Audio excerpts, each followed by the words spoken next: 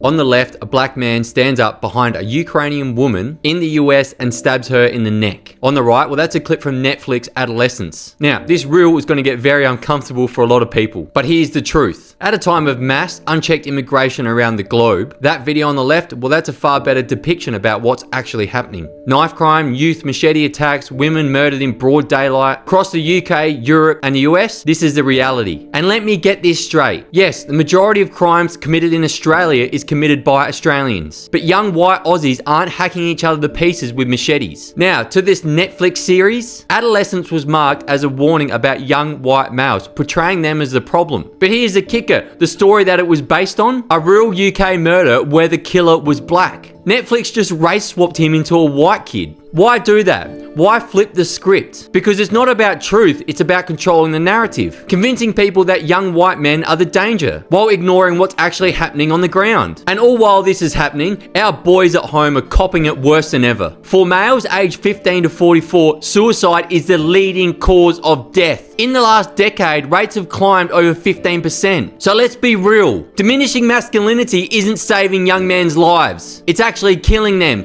and yet they're still painted as the problem. Now, let's bring it home to a problem in Melbourne. Two young boys hacked to death over the weekend with machetes. I called it out Monday, then yesterday, Brad Batten was kicked out of Victorian Parliament for mentioning African youth gang crime. Kicking him out of Parliament just says one thing: Parliament is the problem. That's the one place they need to talk about these issues, yet they refuse to. And inadvertently, they are killing kids by refusing to discuss it. Brad, if you hear me, mate, and if you're watching this, keep going. Keep speaking. You'll be called a racist, but if you stop talking, kids will keep dying. History will judge you and those around you for what you do going forward. Now, let me be crystal clear about this. This is not every black kid. I coached a few Sudanese boys a few years ago at my local footy club. Some of the best young men I know. They're black, they're Sudanese, they're Aussies who give back to their communities. But we have to admit this, and we have to talk about this. There is a problem with black youth crime in Victoria, and unless we admit it, we'll never fix it. It's not racist to highlight the skin color of offenders. If we can't name the problem, we can't solve the problem. And pretending it doesn't exist, well, that keeps kids in coffins. And as for the politicians who won't admit this, you're cowards. Kids keep dying because you'd rather protect your careers than protect Australians. Oh, better not say that. Don't want to screw my pension over. You cowards. So Jacinta Allen, you and the rest of you pathetic pack of cowards, you guys have blood on your hands. You know that, right? History won't remember you as leaders. It'll remember you as frauds who sold out their own people and turned their backs while kids were hacked to death in the streets. What's your thoughts?